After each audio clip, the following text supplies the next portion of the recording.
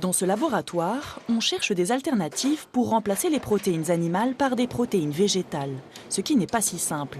En effet, les protéines animales contiennent tous les acides aminés essentiels que l'homme n'est pas capable de produire, et ce de manière équilibrée, quelle que soit la source des protéines. La composition des protéines végétales en acides aminés est en revanche moins bien équilibrée. Elle varie d'une source à une autre et les acides aminés essentiels y sont le plus souvent incomplets.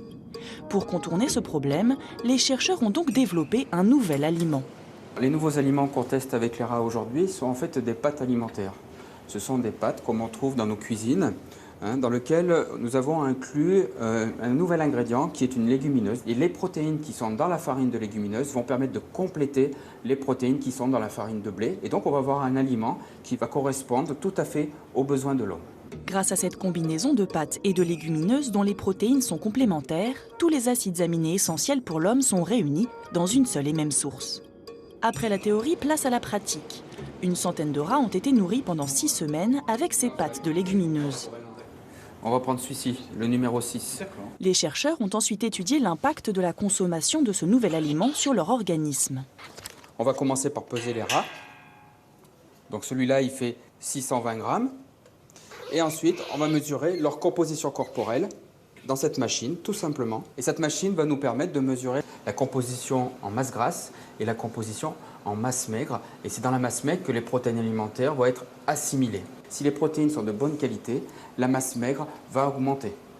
Donc on voit ici, par exemple, que pour ce rat, on a 115 grammes de masse maigre et 11 grammes de masse grasse. L'ensemble des résultats obtenus chez ces rats ont ensuite été comparés avec la composition corporelle de congénères nourris avec des protéines animales. Donc on a une augmentation finalement classique de la masse maigre chez les rats qui ont reçu le régime contenant des protéines animales et on a une augmentation beaucoup plus importante de la masse maigre chez les rats qui ont reçu la pâte contenant la légumineuse. Bien évidemment, pour que ces protéines soient assimilées dans la masse maigre, dans la masse musculaire, il faut qu'elles soient digérées, absorbées.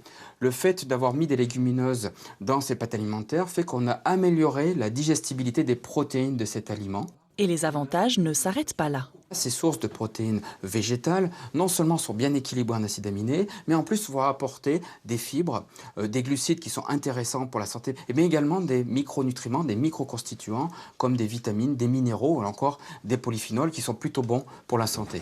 Ce nouvel aliment pourrait être particulièrement intéressant, par exemple pour les personnes âgées, souvent en carence de protéines.